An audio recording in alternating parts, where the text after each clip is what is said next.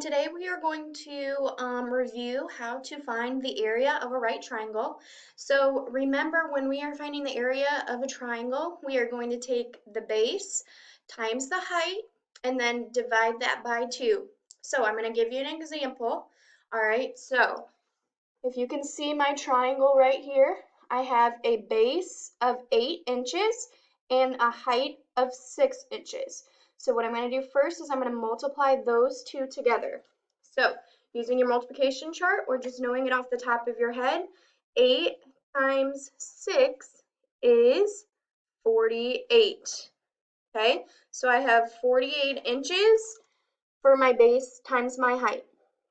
Now what I need to do is I'm going to divide that by 2. Okay, so I'm going to do 48 divided by 2. So you're going to ask yourself, how many times can 2 go into 4? Okay, 2 can go into 4 2 times. So we're going to put our 2 up top. All right, then we're going to do 2 times 2, which equals 4. All right, then we know we need to subtract. So when we subtract 4 minus 4, we get 0.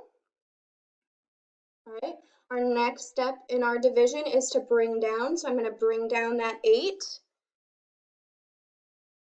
And we're going to start our process over again.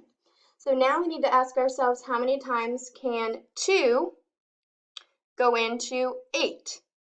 2 can go into 8 4 times. So our 4 goes up top. All right, then we have 4 times 2, which is 8. We subtract and we get 0.